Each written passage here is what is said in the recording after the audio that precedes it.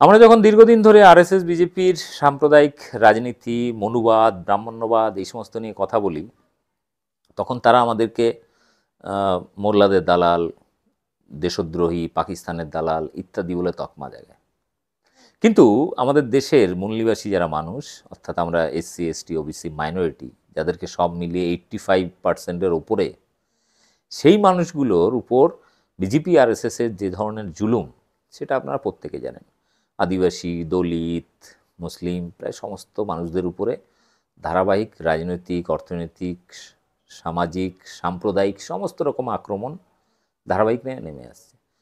মানে সেই আদিবাসীদের জলজমি জঙ্গল থেকে উচ্ছেদ, কয়লা খনি দখল থেকে শুরু করে হাইওয়ে বা রেল লাইনের পাশে বস্তি উচ্ছেদ থেকে শুরু করে এনআরসি করার মাধ্যমে আসামে অত্যাচার, এনআরসির বিরোধী আন্দোলন করার জন্য তাদের বাড়ি বুলডোজার দিয়ে উড়িয়ে দেওয়া, আসামে সম্প্রতি একাধিক জায়গায় বন্যাতে ভেসে যাওয়ার ফলে বিভিন্ন জায়গায় উদ্বাস্তু হয়ে যাওয়া মুসলিম গ্রামগুলো এবং সেখানে হিন্দু গ্রামগুলো পর্যন্ত বুলডোজার দিয়ে উড়িয়ে দেওয়া ধারাবাহিক চলছে।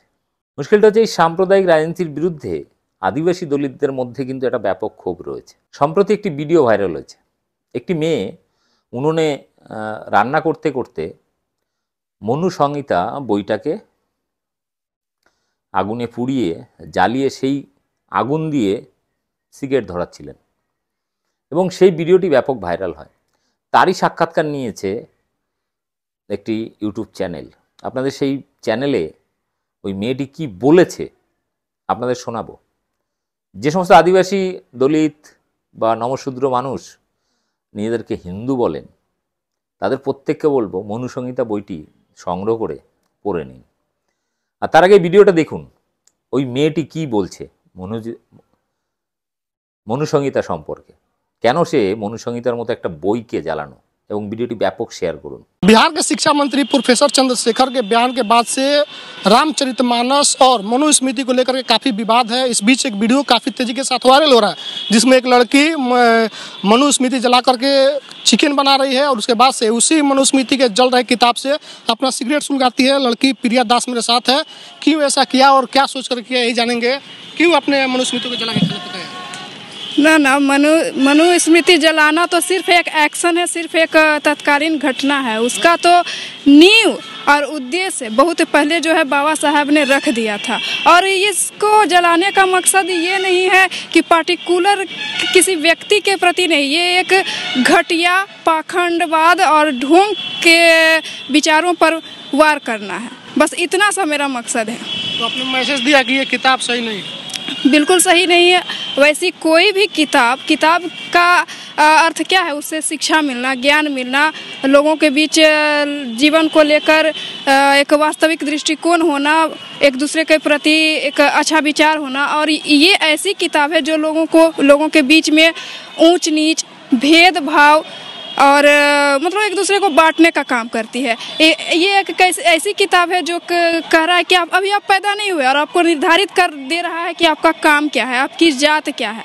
तो ऐसे किताब को कैसे कह सकते हैं कि अच्छा? और ऐसे किताब का तो विरोध होना ही चाहिए। ये तो सिर्फ एक किताब है, ये तो सिर्फ शुरुआत है, इसको तो अस्तित्व विहीन करना है। कैसे कीजिएगा?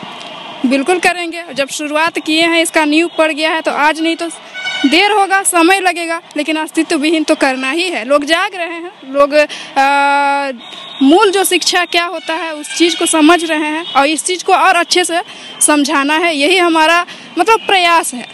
इस लड़ाई में कई पुरुष उतर गए हैं।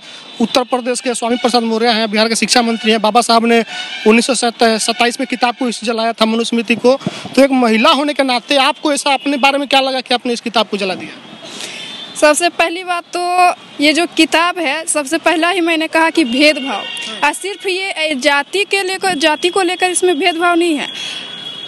स्त्री और पुरुषों के बीच निर्धारित किया गया कि पुरुष जो है भगवान है और स्त्री जो है उनकी एक भोग्या है, उनका विलास का साधन है, उनकी सेवा करने के लिए। ठीक उसी प्रकार जिसे वर्ण व्यवस्था किया गया, तो किसी को इतना ना उच्च स्थान दिया गया कि उसे भगवान का भगवान तुल्य बताया गया, और वही दूसरे जो जातियां हैं उन्हें नीचा कहा गया। उनके लिए चमड़ा का, गंदगी का, इस तरह के गंदा गंदा काम निर्धारित किया गया, उन्हें जलील किया गया। और जिसे मतलब वो इंसान नहीं, वो जानवर है, और कोई ऐसी जातियाँ जो कि इंसान ना हो वो भगवान है। क्या करते हैं प्रियंका साहब? हम टीचर ट्रेनिंग भी कर रहे हैं और पॉलिटिकली एक्टिव भी थोड़ा बहुत रहते हैं। हमारा दलित एक्टिविस्ट है। बिल्कुल बिल्कुल। और हम चाहते हैं कि दलित जो है लोग आगे आए और इस चीज़ को समझे, इस चीज़ को पहचाने। और जैसे कि अब लॉकडाउन में महाभारत वगैरह सब प्रसारित किया गया, लोग बड़े एंजॉय कर रहे थे उस चीज़ को, लेकिन उसको वो एंजॉय करने की चीज़ नहीं है। उसको आप समझिए कि उसमें जब अंगूठा काटा जा रहा है, एकलव्य का अंगूठा काटा जा रहा है, और इस चीज़ को आप बड़े ही भगवान ये वो सब चीज़ से जोड़ कर देख रहे हैं, लेकिन उसमें कितनी घटिया मानसिकता दिख रही है, उस चीज़ को समझना है। लोग कहते हैं कि महाभारत का जिम्मेवार द्रौपदी है, वो द्रौपदी नहीं है। धर्म का जो चोला ओढ़े जो युधिष्ठिर है वो है, वो दाव पे लगा रहा है, तो वो जिम्मेवार है या फिर स्त्री द्रौपदी जिम्मेदार है? तो यही सारी घटिया मानसिकता को हमें लोगों के दिमाग से निकालना है।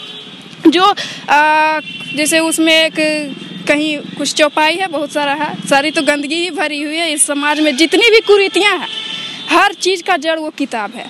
हर जितनी भी कुरीतियाँ हैं, स्त्री पुरुष, स्त्री से रिलेटेड कुरीतियाँ हों या फिर शादी विवाह रीति रिवाज, अपने कास्ट दूसरे कास्ट में शादी, हर तरह से काम को लेकर ऊंच नीच, हर तरह की जो कुरीतियाँ भरी है, हर चीज़ का जिम्मेवार वो किताब है। इस किताब का तो मतलब एक एक मतलब पन्ना जल जाना चाहिए, कहीं भी इसका कोई अस्तित्व नहीं होना चाहिए, और यही हमारा मकसद है। आप भी जला रही हैं, चिकन बना रही थी, उस पर सिगरेट भी आप पी रही हैं, देखिए तो हानिकारक होता है। स्वास्थ्य के लिए हानिकारक है। हमारा ये मैसेज नहीं देना है कि आप भी पियो, वो सिर्फ हमने इसलिए किया क्योंकि हमने स्त्री की बात की।